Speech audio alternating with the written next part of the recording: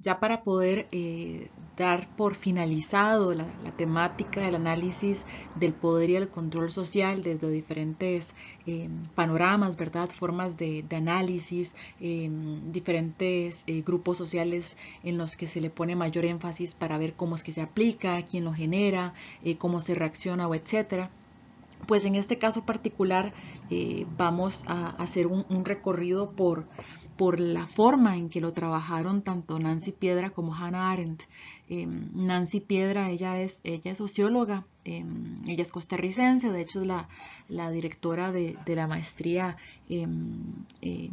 centroamericana en sociología, es especialista en estudios de género relativos a la feminidad y masculinidad, a la construcción de procesos identitarios, relaciones de poder y género en el mundo público y privado. Entonces, muchísima de su producción académica gira en torno a esta temática. Por otra parte, Hannah Arendt, ella era filósofa y teórica política, ¿verdad? Alemana, y se especializaba en una forma un poco más, ¿cómo decirlo?, dura y ruda quizás de poderle ingresar a la temática cuando estaba en su época. El auge era únicamente masculino, ¿verdad? Los que producían teoría, los que generaban el debate o etcétera, pues ella viene a irrumpir y pues es especializada en temáticas referentes al poder, temáticas referentes al mal, también a la política, a la democracia y así como a la autoridad y al totalitarismo. Entonces son dos visiones que vamos a poder identificar la posición que ambas autoras nos van a presentar en estas dos lecturas de cierre y que también tienen los componentes de generación y de proceso y creo que particularmente de impacto de el tema del poder y del control social. La primera lectura es la de Nancy Piedra sobre el poder y los afectos en el análisis de las relaciones y las transformaciones sociales. La autora me parece que es una investigación bastante amplia al respecto, hace una identificación primaria para poder generar sus estudios doctorales. Es una forma no solo ambiciosa, sino también parteaguas de poder analizar la temática, justamente sobre el tema, no únicamente ya desde la forma más política, ¿verdad?, en la institucionalidad, sino desde la esfera privada, esa que nos han mencionado también los otros autores, solo que en este sentido Nancy Piedra lo hace ya propiamente no solo con este análisis teórico, ¿verdad? Que lo desarrolla muy bien, ustedes en el transcurso de la lectura lo pueden identificar, sino que también ya el trabajo de campo permite aplicarlo, ¿verdad? Permite ya identificarlo un poco más en la cercanía, por así decirlo. Entonces, yo creo que es una oportunidad muy valiosa, no solo de conocer los conceptos, que en ese sentido los anteriores autores nos lo han permitido, sino ya prácticamente que la aplicación que realiza la autora en este estudio pues permite tener un mayor bagaje mucho más amplio, además como les repito de la parte teórica también ya en lo que vendría siendo la praxis. A grandes rasgos, ¿qué es lo que analiza Nancy Piedra? Básicamente lo que vendrían a ser las diferentes modificaciones o cambios que se generan en las relaciones familiares, ¿verdad? En los efectos de las relaciones familiares a partir de lo que son las relaciones de poder. Pero como nos mencionaba también Martín Baró, ¿verdad? De que hay una serie de características específicas donde hay una serie de modificaciones y de cambios. Bueno, pues acá poco a poco los vamos, más bien como de manera progresiva, la autora sí lo demuestra. ¿Cuáles son algunos de los cambios en las familias que ella logra identificar? Por una parte, a nivel educativo, pues la participación la creciente, más bien participación de las mujeres en el mercado laboral, así como en el nivel educativo durante los últimos años, ha generado un, como un cuestionamiento o ha generado una como un movimiento en las bases, ¿verdad? De lo que era ya el establecimiento de lo que se podría definir la asignación de roles propiamente, ¿verdad? Donde se consideraba, en su momento se llegó a considerar, y que creo que todavía se puede identificar un poco, lamentablemente, de que las mujeres solo se realizan de determinada manera, ¿verdad? Bueno, las mujeres se realizan siendo madres, siendo amas de casa, casándose, que bueno, sí, muchas mujeres lo hacen por supuesto y súper lindo y demás, pero no es la única manera y esa no es el destino de ser mujer, sino que hay otra serie de particularidades y de condiciones que perfectamente podemos acceder, ¿verdad? De que podemos competir, de que nos podemos desarrollar, pero en el camino vamos resintiendo una serie de obstáculos y de condiciones que hacen que este acceso y este gozo y disfrute pues no sea tan sencillo o como lo hacen las otras personas. ¿Qué identificamos? Otro de los puntos que menciona Nancy. Bueno, sí, hay una mayor inclusión de mujeres en el mercado laboral, pero no es como que, bueno, sí, ya nos dedicamos únicamente al mercado laboral y dejamos el ámbito del mundo doméstico de lado, sino que además del ámbito doméstico, el cual históricamente se nos ha relegado, pues además también tenemos que salir al mercado laboral porque las circunstancias, pues no solo hay un goce y un disfrute, ¿verdad? Sino que las condiciones de las últimas épocas pues nos obligan, o sea, los salarios no alcanzan, las condiciones son cada vez más críticas, entonces ya las diferentes personas que conforman un hogar pues tienen que salir a laburar y por ende todo el ámbito doméstico de cuido, que inclusive también se ve más sobre todo como una especie de recargo más que una repartición del mismo. Precisamente al respecto de estos dos primeros puntos que nos menciona la autora sobre el tema del nivel educativo y de la mayor incorporación, la mayor presencia de las mujeres en el mercado laboral y que ahí el tema doméstico, el tema de una condición más equitativa en la reproducción doméstica de los hogares, pues no hay una modificación importante o considerable, inclusive puede generar o se ha identificado que genera una mayor violencia por parte de las parejas varones, sobre todo sobre sus parejas. Entonces, también se logra identificar dentro de estos cambios en las familias sobre el tema de la vida sexual. Las personas empiezan a edades más tempranas, en la sana teoría hay como mayor acceso a métodos anticonceptivos, ¿verdad? A ese tipo de procesos en comparaciones a décadas anteriores, pero que aún así es un proceso que se continúa trabajando porque las personas pues en sus etapas más tempranas de la vida que deciden comenzar la vida sexual, pues tienen sus tabús, tienen la pena o tienen una serie de elementos que hacen que no tengan o que no accedan a los diferentes tipos de métodos anticonceptivos.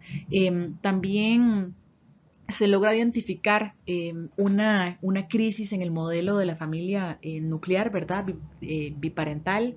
Hay las familias son cada vez más diversas, son modelos menos simétricos, hay una serie de modificaciones a lo interno que también viene la autora a mencionarnos sobre el hecho de que hay sobre el tema de la división sexual del trabajo, ¿verdad? Que es una de las aristas más importantes del capitalismo, de su función, donde poco a poco se hace el esfuerzo por poder irrumpirlo, por poder modificarlo, y donde se generan nuevas formas de organización familiar, ¿verdad?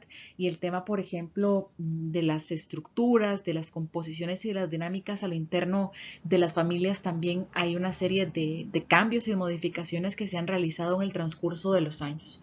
Un tema muy importante y que la autora toma su tiempo para podernos conversar, para podernos explayar bastante, es el tema de los divorcios. Sobre el tema de los divorcios, sí encontramos que Nancy en esta parte nos aterriza un poquito la realidad costarricense, ¿verdad?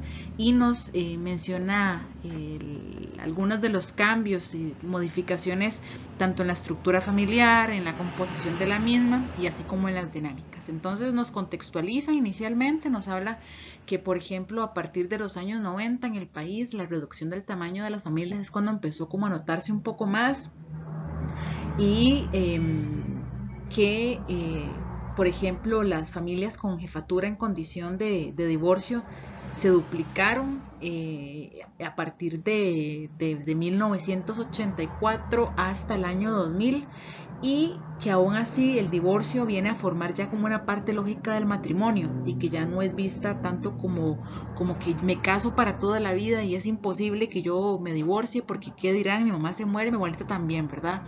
Mi papá me mata y pasa todo lo que normalmente a uno le decían cuando estaban chiquitillo al respecto de las dinámicas familiares y lo que el matrimonio podría venir a significar en la vida de las personas cuando en aquel momento, ¿verdad? El tema de la religiosidad y el componente más cristiano y más del todo esta significación simbólica que el matrimonio pues podía tener mucho más amplio, o sea, no es que se haya perdido, pero era mucho más amplio en aquel momento, ya no es que sea indisoluble, sino es que, bueno, sí, yo me caso, ya sea porque hay un grado de conveniencia, porque estoy súper enamorado, lo que fuera, pero tengo la posibilidad de divorciarme en algún momento si las cosas no surgen o no se mantienen como yo lo esperaba. Entonces, otra de las cosas que Nancy nos menciona es que las parejas que recurren a legalizar su unión, ¿verdad? Que se casan y luego se separan, se mantienen por un periodo relativamente largo. Por lo general lo que se logra identificar es que las personas que se divorcian, ¿verdad? En aquel momento son matrimonios que duraban inclusive más de 10 años, pero en el transcurso del tiempo hemos visto cómo esta media en la cantidad de años en las que las personas mantenían pues su relación legalizada, ¿verdad? Poco a poco ha ido en detrimento. Y otra de las cosas que también nos menciona es que al no existir como este tipo de transformaciones hiper mega significativas en la estructura de organización en los hogares de las personas costarricenses, pues tampoco hay unos cambios muy densos a lo interno de las dinámicas de las relaciones, a lo internas de las mismas, ¿verdad? O sea, la composición de las familias no ha cambiado muchísimo y por tanto el cómo se desarrollan a lo interno, pues para ese momento tampoco se ha identificado que fueran cambios muy abruptos. ¿Cuáles son, por ejemplo, algunos de esos cambios o transformaciones, como menciona la autora, que sí se logran identificar? Por ejemplo, que hay mayor cantidad de hogares con jefaturas de mujeres con hijos, ¿verdad? Al respecto hace un análisis bastante interesante porque dice que en el transcurso, por lo general, se suele asociar que los hogares con jefaturas compuestas por mujeres con chiquitillos, chiquitillas, ¿verdad? Están asociados a que son grupos vulnerables, ¿verdad? De que se encuentran en pobreza, digamos como que se suele utilizar casi que esa conexión directa porque no hay en apariencia un hombre proveedor. Entonces al respecto también hace un señalamiento sobre el tipo de victimización que esto viene a significar, por supuesto. Luego, otros de los puntos que se identifican en el caso de las familias costarricenses con el cual ella hace el análisis es que entre menor educación hay mayor vulnerabilidad, suele haber menor organización social y por ende también hay una mayor presencia de informalidad por parte de estos grupos familiares identificados. Luego también hay una forma de poder considerar sobre qué sería el uso del tiempo, ¿verdad? Tanto por hombres como por mujeres, ¿verdad? En las diferencias ahí en el uso del tiempo. Hay una diferencia importante que también ya lo veníamos mencionando un poco, que es el tema del trabajo reproductivo y el trabajo productivo no pagado, ¿verdad? En ese sentido, pues la diferencia sí es importante y creo que también lo hemos discutido en otras de las clases donde se ha visualizado que por lo general hay mayores oportunidades y mayores condiciones para grupos particulares y a fin de cuentas este grupo o estas posibilidades que se pueden ofrecer para poder tener este equilibrio pues cada vez son menos. ¿Qué otra cosa puede mencionar o más bien nos menciona la autora? Que por ejemplo con el tema del cuido, ¿verdad? No es como que se deja para después y entonces yo mientras me dedico al trabajo y luego cuando salgo del trabajo me dedico únicamente al cuidado del hogar, sino que todo se realiza casi que al mismo tiempo. Con un brazo sostengo a un bebé, ¿verdad? Y con el otro me encuentro haciendo los quehaceres del hogar o trabajando o atendiendo a las personas adultas mayores en casa o a las personas enfermas o etcétera. Una de las cosas que también nos menciona Nancy es que en las encuestas se trata de observar pues todo tipo de actividad y que entre ellas por ejemplo, el tiempo dedicado al cuidado personal, el cual pues todos y todas sabemos que es un tiempo necesario, ¿verdad? Por lo menos no tanto en el sentido de, bueno, me puse las mascarillas y el cabello y subí las piernas y me puse a pintarme las uñas o no sé, salí, jugué, me fui a jugar a estirarme, a dedicarme o etcétera, sino ese tipo de espacio en el que cada quien lo decida, sea ya más específico o no, el tipo de trabajo remunerado o el estudio, las labores domésticas, el descanso y la recreación, en todos ese tipo de procesos, ¿verdad? Y de uso del tiempo, pues en ese sentido las jornadas femeninas se multiplican se duplican o se triplican, ¿verdad? No es únicamente mantener una jornada un poco más larga, más pesada, lo cual casi que sería como lo esperable de poder mantener varias cosas al mismo tiempo, sino al punto de que son 2 veces una jornada o 3 veces una jornada. En ese sentido, la igualdad se queda en el discurso. Ahí creo que eso también lo hemos conversado en varias oportunidades. Es como muy bonito los planteamientos que se pueden desarrollar al respecto, pero a la hora de la hora no hay un cambio o modificaciones reales o tangibles.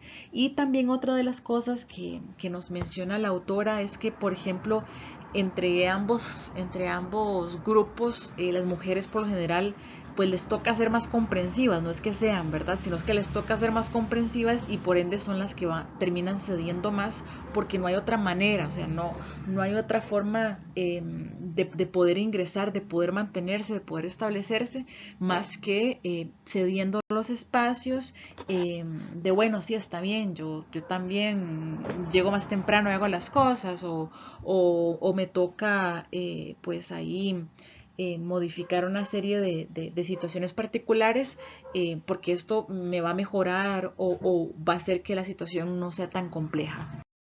Ya para ir finalizando y poder pasar con el último análisis por parte de Hannah Arendt, parte de los pasaron todos los automóviles al frente de casa.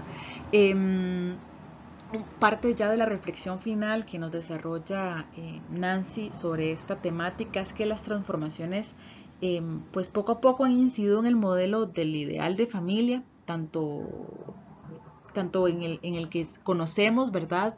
Propiamente el nuclear y se le ha ido restando esa importancia al modelo ideal, ¿verdad? De mamá, papá, perro y la casa en la colina y los niños corriendo por la pradera, sino que ya hay una serie de mayores aceptaciones, ¿verdad? En los cambios, en los procesos, en los señalamientos inclusive o en las mismas dinámicas que se puedan desarrollar a nivel social. Al respecto de los divorcios, ¿verdad? Nos menciona que la legalidad o la ilegalidad de la unión de la pareja, pues ya no tiene tanta importancia como la tenía antes, sobre todo a un nivel simbólico.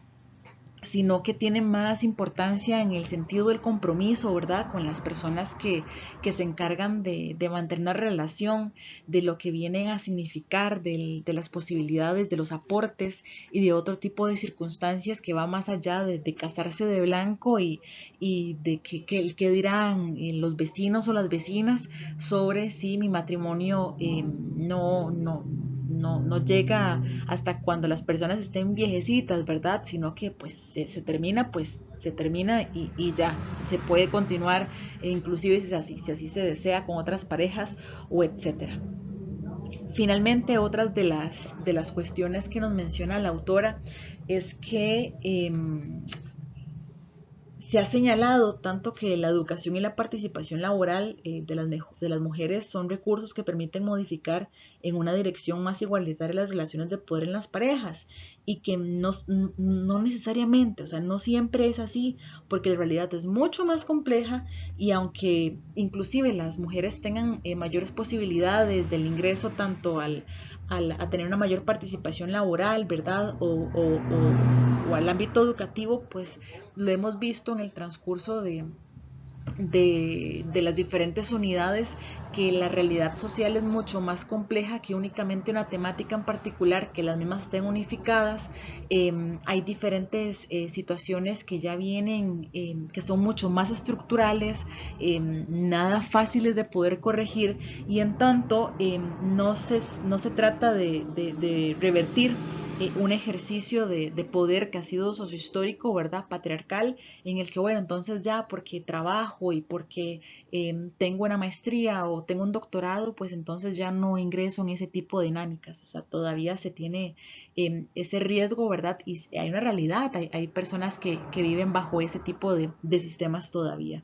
Entonces, la autora cierra mencionando que hay un vacío al respecto de los estudios de las relaciones de la pareja y pues a fin de cuentas esa es parte del esfuerzo que ella realiza con esta investigación. Esta es como la parte preliminar, ¿verdad? De una investigación más profunda y más densa que realiza en su estudio doctoral, que luego si tienen la posibilidad pues pueden revisarlo más al detalle. Y ya por último, chicos y chicas, este proceso ha sido bastante denso porque son formas muy particulares de poder tener una apreciación sobre un sistema, una forma, dinámicas, métodos que no es tan sencillo de poder definir. Todos y todas lo resentimos, ¿verdad? Pero el tema del poder y del control no es como que haya una etiqueta de color fosforescente que lo podamos identificar, sino que hay una serie de elementos mucho más complejos que permiten identificarlo y a partir de esto pues modificarlo, que a fin de cuentas es parte del servicio y de la labor del cual se pretende eh, el ámbito de la sociología y por lo cual es parte también de la importancia que ustedes desde sus diferentes profesiones también tengan esta visión un poco más amplia, más allá del conocimiento general que también es válido y también es rico, no es el único, sino que hay toda una razón de ser, que hay una serie de explicaciones, no únicamente para que nos pasa lo que nos pasa desde el ámbito más, como dirían las autoras, ¿no? Desde la esfera más privada, de lo más íntimo, sino también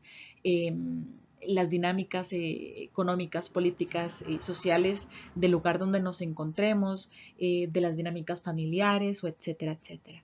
En el caso particular de esta lectura, como ya ustedes se habrán dado cuenta cuando la realizaron, es una forma mucho más densa de poderse explicar.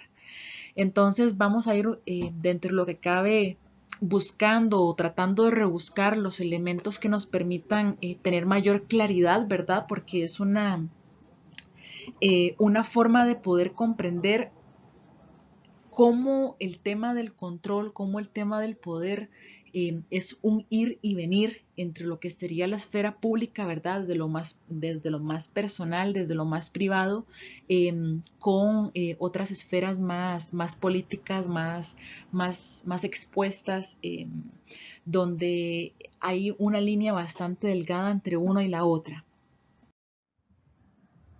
Para poder desarrollar esta temática de la esfera pública, ¿verdad? Y de la esfera privada, inicialmente la autora nos habla sobre el hombre y su división o su, ¿cómo decirlo?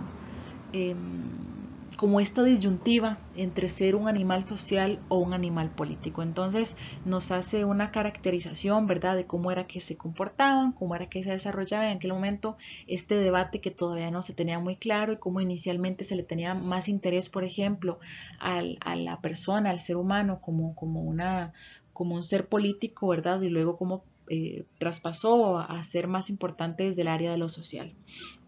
Por ejemplo, una de las cuestiones que nos menciona la autora es que el interés, por ejemplo, de la acción, ¿verdad? Ya no era tan interesante o tan primaria como es el tema del discurso y que inclusive, por ejemplo, que el ser político, en este caso en particular, se le consideraba como esta necesidad o esa significancia de poder determinar a través de las palabras un discurso, una posición, un posicionamiento, por así decirlo, más allá que la fuerza y la violencia, lo que veíamos particularmente con el tipo de control, ¿verdad? Y de poder, donde hablábamos que la violencia era como que el punto último, ¿verdad? El que había que generarse en el caso de que fuera necesario, acá que ni siquiera se consideraba, sino que la forma de ser así como el tener la mayor posición, el mayor control, era teniendo el discurso más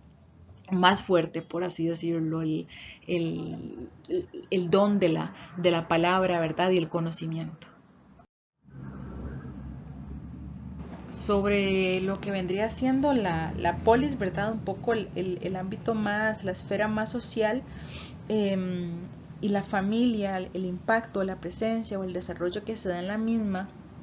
Arendt hace, eh, menciona un poco el cómo la aparición de la esfera social, ¿verdad? Porque anteriormente era más desde lo privado, desde lo propio, desde el círculo más cerrado, por así decirlo, que la aparición de la esfera social no se consideraba ni pública ni privada, sino que era un fenómeno pues relativamente nuevo y que coincidió con la llegada de la Edad Moderna y cuya forma política pues la encontró en la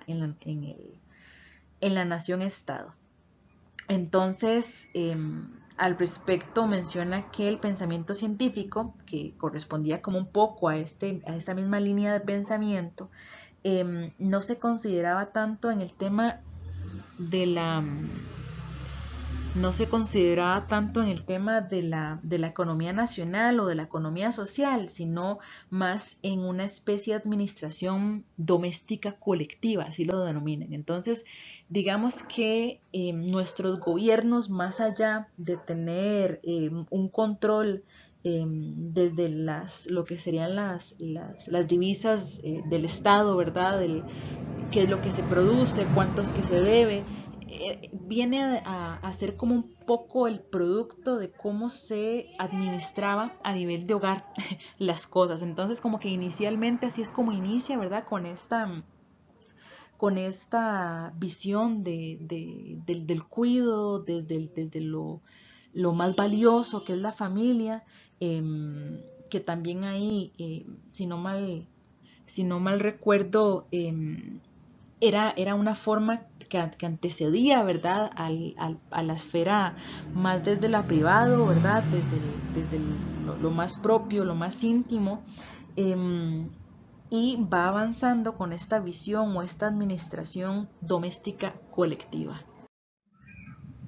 La autora hace un ejercicio constante en el transcurso de la lectura y ustedes lo van a identificar, ¿verdad? Cómo el proceso o el desarrollo de las esferas se identifican con periodos temporales particulares, entonces va y viene específicamente sobre uno y otro y vemos cómo tiene ese impacto, cómo tiene ese tipo de cambios en los procesos. Entonces, por ejemplo, nos menciona que en la Grecia clásica, aquellos que no tenían una casa, ¿verdad? Entonces no tenían un pedacito de tierra, básicamente no podían participar en los asuntos del mundo, porque como carecía de un sitio que le perteneciera, el tema de la propiedad privada, pues no era nadie. Por su parte, el rasgo distintivo de la esfera doméstica, esta de la cual venimos como conversando, tratando de darle un poco más de forma, era pues aquella esfera donde las personas vivían juntas y llevaban a cabo sus necesidades y sus exigencias. Y también ahí ya venía a determinar ciertos roles, por así decirlo, de género. Por una parte, donde la labor del varón era proporcionar la alimentación y de la hembra dar a luz.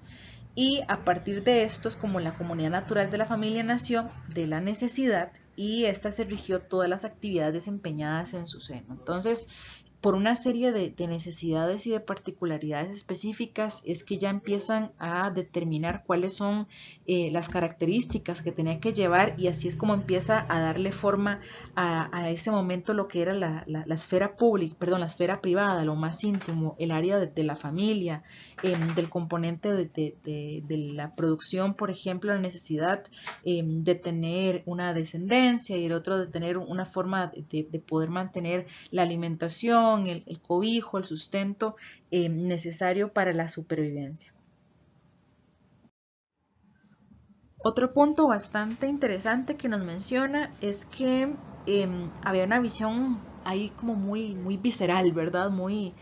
Eh, muy intensa inclusive del anhelo, del añoro, del deseo de una persona por ingresar a la esfera política. Entonces básicamente quien quisiera hacerlo pues tenía que estar preparado para todo, y no digo preparada porque ni siquiera estaba considerada a las mujeres en ese momento, sino que los hombres tenían que estar preparados para arriesgar su vida, y el que dijera no, es que prefiero cuidarme, ¿verdad? Prefiero que no me pase nada, entonces se consideraba una persona que estaba atada, una persona que no tenía una visión de libertad y pues por lo tanto era parte de la servidumbre, era algo más. Entonces es interesante cómo el concepto o la visión de valor era necesario, o sea, el valor en el sentido de ser una persona valiente, casi que sin pensar las cosas, ¿verdad? Mandada, por así decirlo. Era una virtud política para ese momento. Entonces, si vemos para atrás y vemos cómo ese tipo de sensaciones o de comportamientos han ido cambiando en el pasar de las épocas, ¿verdad? Podemos ver que el cambio es importante y es bastante considerable. No está de más traer a colación la manera como Arendt viene a determinar la esfera pública desde lo común, hace una serie de puntuaciones, por así decirlo, para poder hacer una comprensión un poco más amplia. Pues cuando habla en términos de público, ¿verdad? Además de dar ahí como un poco la explicación de dónde viene la palabra, ¿verdad? ¿Por qué se entiende? Lo que menciona es que el término de lo público es todo aquello que puede verse, todo aquello que puede irse por las personas, y además de que tiene una amplia publicidad, o sea, que cualquiera, que esto se puede proyectar por todo lado, y que la realidad que proviene, ya sea de lo visto, ¿verdad? Y del oído, no hay manera como de omitirlo, o sea, es tan presente, es tan real, que inclusive tiene las mayores fuerzas de la vida íntima, como hace ella alusión. Por ejemplo, menciona el tema de la experiencia del dolor físico agudo, ¿verdad? Que es una de las experiencias más privadas, más personales y que yo puedo comunicarles a ustedes, chicos, chicas. Yo les puedo decir si es que el dolor que siento, qué sé yo, porque me tuve un accidente, ¿verdad?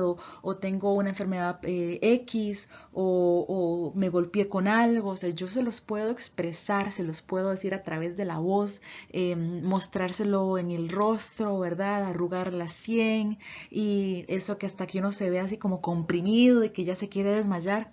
Yo puedo ser lo más expresiva que pueda, o sea, puedo poner todos y cada uno de mis músculos a trabajar, que no hay forma de que ustedes lo puedan sentir, no hay forma que ustedes los puedan percibir, nada más que, bueno, probablemente a la profe le dolió, ¿verdad? O le duele algo o tiene algún padecimiento particular. Pero por más que se haga este intento, el tema, por ejemplo, del dolor y de la muerte, también ella hace la mención, ¿verdad? Que son como estas experiencias que son completamente subjetivas, que son personales, eh, son alejadas de cualquier tipo de dimensión con respecto a otro tipo de factores y de cosas que no se pueden asumir por otras personas más que desde la vivencia propia. También es sumamente importante, chicos y chicas, hemos visto cómo en el transcurso de las épocas, ¿verdad? Em, lo que antes se entendía de una manera, después se entiende de otra. Lo que antes tenía una significancia original, primaria, después tiene otra completamente. Y, por ejemplo, el tema del auge de lo social, que acá nos menciona la autora, ¿verdad? Dice que coincidió, perdón, históricamente con la transformación del interés privado por la propiedad privada en un interés público. Entonces, también hay ahí como un proceso de transformación, de sucesión, donde lo que antes tenía una mayor presencia y tener una mayor inclusive hasta validez, ¿verdad? Lo empieza a perder porque ya ingresa otro tipo de como de importancia o de elementos a relucir. Ejemplo de ello es lo que hace escasos minutos conversábamos al respecto de la propiedad privada, ¿verdad? Que aquella persona que no tuviese una propiedad, que no tuviese un lugarcito, pues no era nadie, no era parte del mundo. Entonces, lo que antes era como el requisito fundamental, que era la propiedad, igual por el devenir del tiempo, ahora ya no es tanto la propiedad, tanto la importancia, sino la fuerza de trabajo como uno de los componentes más importantes y necesarios para estar incluido dentro de la esfera pública. De acuerdo, chicos y chicas. Entonces, yo a ustedes les mencionaba cuando comenzamos con este tema del poder y del control social, que los diferentes autores tienen formas muy particulares de poder hacer el análisis, quizás un poco más